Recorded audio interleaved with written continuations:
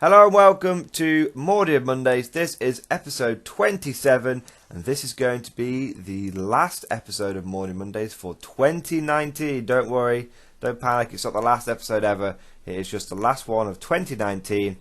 What a year. I think I'm going to do an end of year recap in a separate video. Keep Mordian Mondays about the painting and the hobbying and the tactics and whatnot. But yeah, just quick note on 2019. Been an absolutely fantastic year, both personally, professionally, and for YouTube. So, absolutely fantastic year, and hopefully 2020 will be just as good. So, what have I been up to in this week's painting sessions? Well, I have completed another 5-man squad of stormtroopers / grenadiers. For those of you that don't know, I won't go into it too much because I've really covered it in quite a lot of detail last week. But what I've got my hands on is a whole bunch of old school, sort of 2nd, 3rd edition Imperial Guard Stormtroopers. And these are the single part metal models. And I absolutely love them. These are my favourite models of all time, possibly for the Imperial Guard. The only ones that I like just as much are the sort of old Kazakin. But even then, these ones actually win out for me because these are actually really... You don't see them around very much at all. I don't think I've ever seen anyone use these in real life. I'm going to be the first person I've ever seen using them. And I've always wanted them. They've always looked so cool. Ever since I played the Fire Warrior game, and these are the stormtroopers that you face in the Fire Warrior game, I've always wanted some. So the models, yeah, as I mentioned last week, the models are, if you're thinking of getting some of these guys, very quick recap, just be aware that they are very old models, the sculpts are very rough. It's obvious that each one of these was, the original mold was green stuff. Things like, there's no gaps. If you look at the models, there's actually no gaps between the arms and the body. That's just filled in. So you have things like arms with massive forearms, hidden away on the underside of the model, but still massive forearms, massive pouches that are out of place. They are totally wacky models. So bits on them that don't make sense.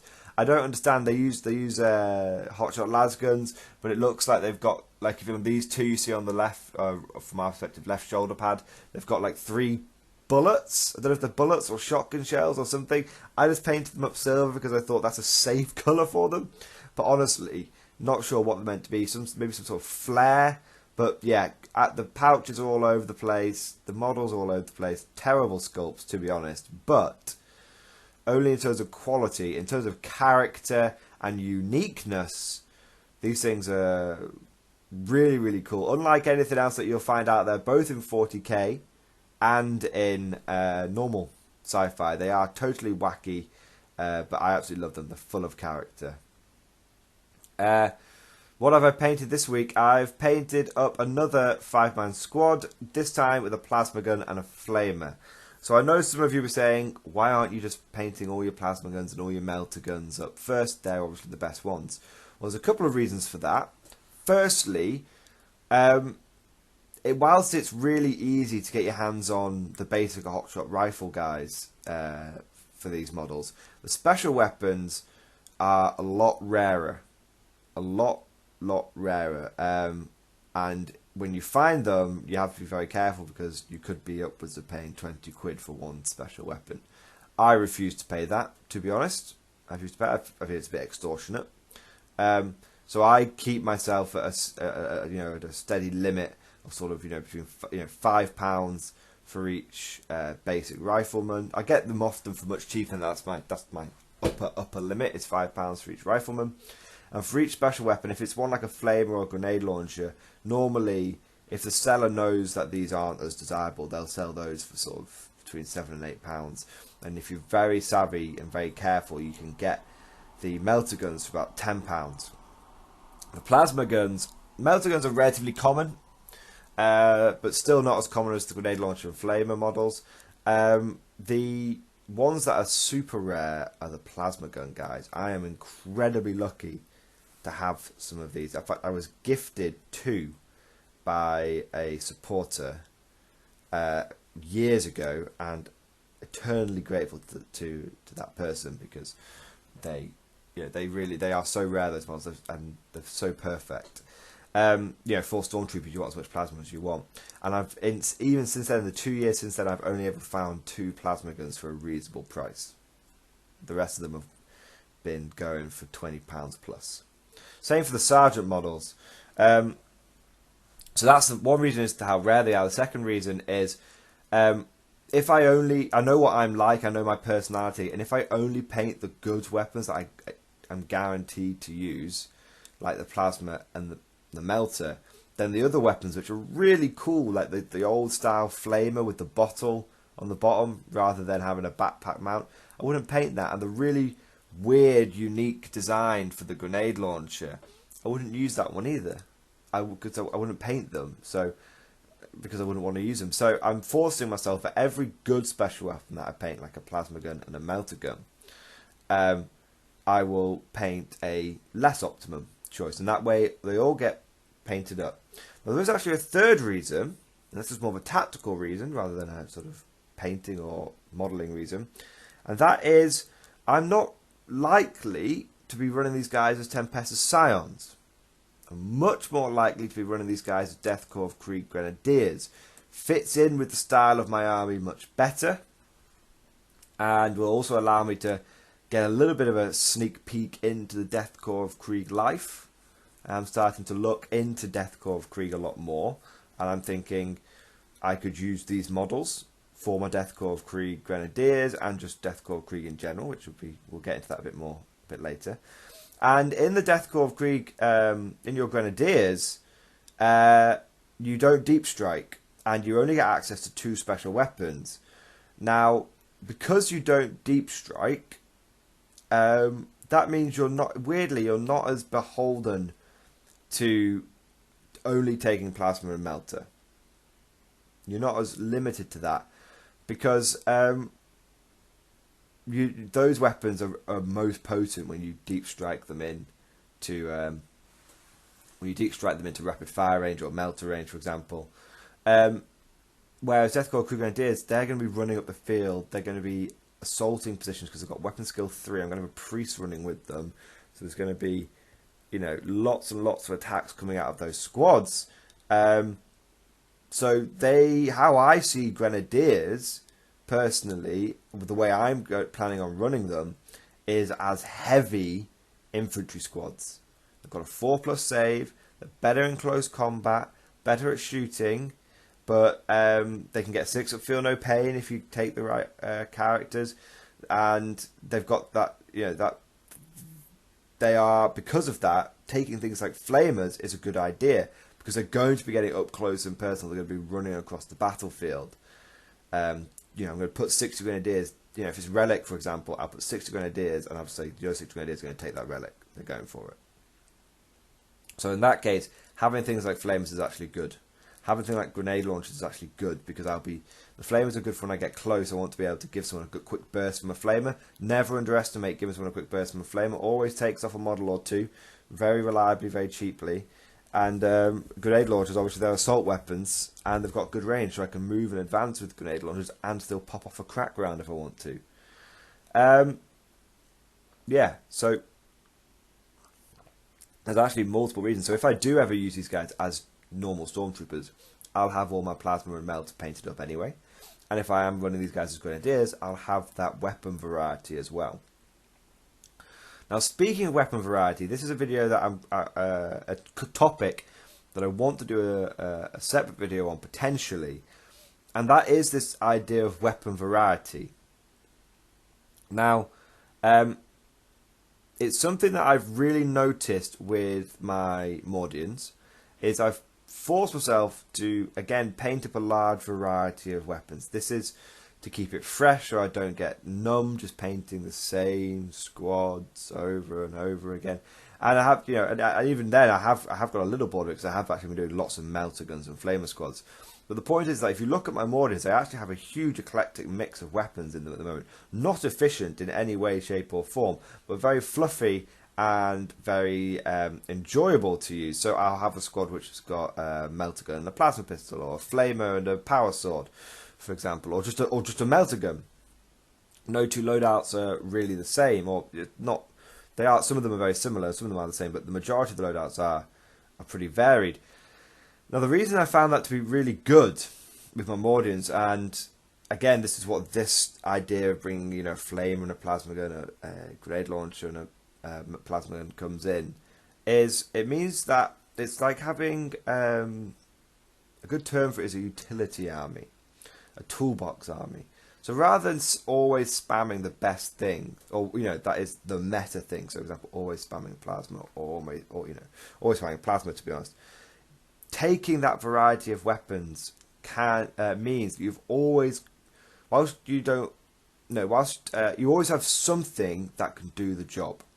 Okay, so for example, if you take plasma all the time, yeah, that is good because you'll be doing consistently those 2 damage shots. But the problem is what if you come across an army where running plasma is a really big Achilles heel? So an army that relies on a lot of -1 to hit modifiers. You will, if you choose to overcharge, you're going to start losing guys quickly, and because of the overcharge, will start blowing you guys up on a 2 or even a 3. If people can get -2 to hit modifiers very easily. And so you start killing your own guys and not doing damage to the enemy, and then you're losing your special weapons, and then if you choose not to overcharge them, you've only got a 1 damage plasma. And unovercharged plasma is a bit weak, to be honest. It's not really worth it. Not in the new Primaris meta anyway. So that means you've got this fantastic army, that you come across an army that hard counters it, you're buggered. You're screwed. So what you do instead is you bring a variety of weapons. So you might bring don't take all plasma, bring some melter. Melter, yes, it's short range, yes, it's more expensive, but it is a safe way of getting some serious punch into the enemy. Very safe way of doing it. It's -4, so if the enemy doesn't have an invuln save, you're laughing, and it's got that D6 damage, and sometimes that D6, which means with the D6 damage thing, you've got a 66. You've only got a 1 in 6 chance of doing less damage than an overcharged plasma. You've then got a 5 in 6 chance of either doing equal damage or greater damage. And this is what I've noticed with melter guns, and why I've sort of been falling back in love with them, and the Mordian melter hedge. We've talked about that in other videos. I've been loving this idea. You run a melter gun up to someone. Two things happen. Okay, either the enemy gets a bit voodooed and they're like, shit, I need to shoot that melter gun, and it's going to start taking chunks out of me, which it will. When you run many like me, the enemy will get hit by successive melter gun blasts, and one of them will get through and take a massive chunk out of something, or they ignore it. So obviously then you're forcing the enemy's target priority, or you ignore it, the enemy ignores it, and then they get a melter gun up their arse, which is not a place you want a melter gun to be.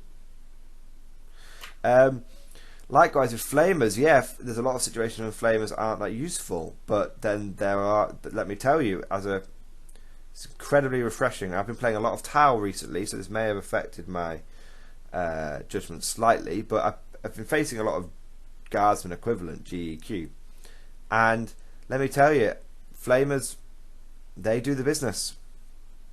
When you don't have to roll to hit, it's like a weight off your mind, a load off your mind. You just roll that dice, 3 or 4 hits, great, 2 or 3 wounds, fantastic, kill enemy guy. Guess what? Your flame is only 6 points, only has to kill 1 enemy infantry to get its points back, and typically it will kill more than that.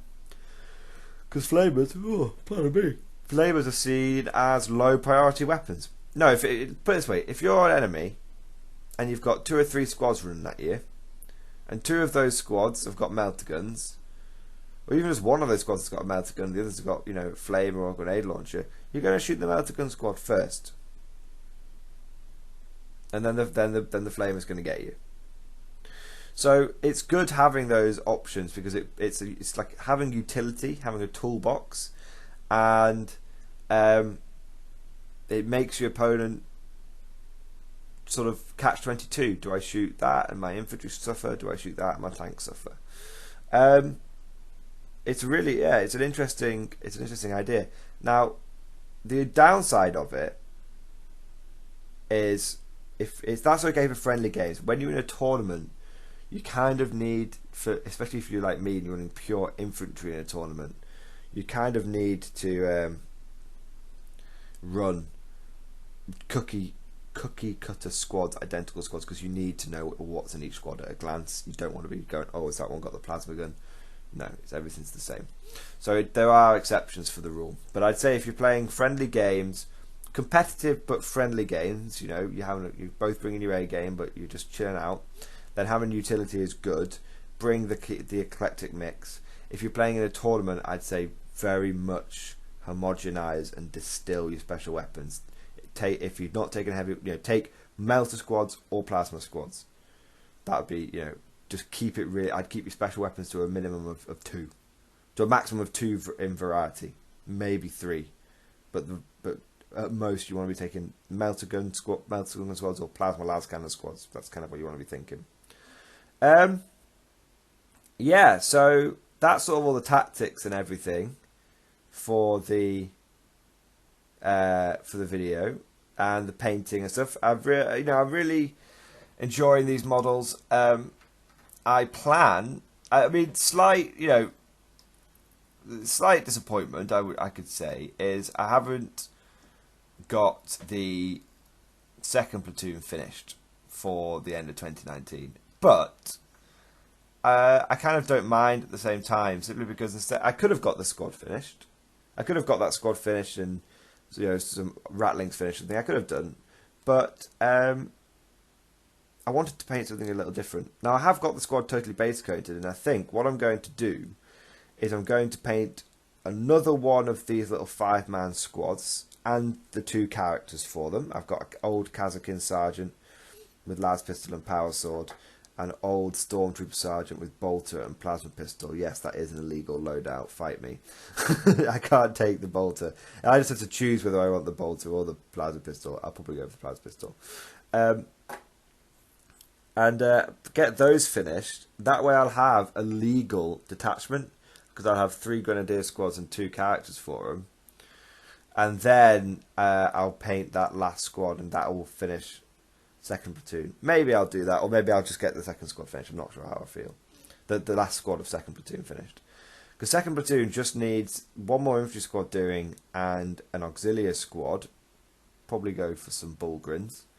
And then that'll be second platoon finished, and then we can break. But I think I will. Yeah, I'll mix it up. Because I don't want to get bogged down and just painting endless waves of stormtroopers. I like, you know, good for me to not get burned out.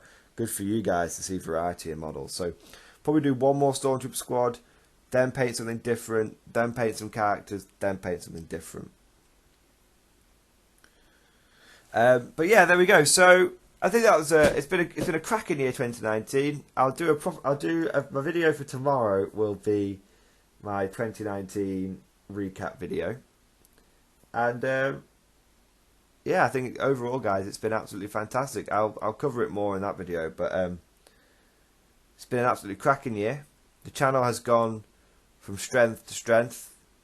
The support I've received from you guys is absolutely fantastic. Couldn't ask for better supporters. I'm extremely humbled by the amount of dedication and support that you guys show me and show this channel. And yeah, I really look forward to 2020. I'm really excited to see where the channel goes to. It's yeah, it's gonna be very exciting. I'm really, you know, I'm playing it down a little bit, but I've got a big grin on my face, and I'm really looking forward to seeing what the future brings. But I'll cover that more in the next video. But I hope you guys have enjoyed this one, and of course, I'll see you guys next time.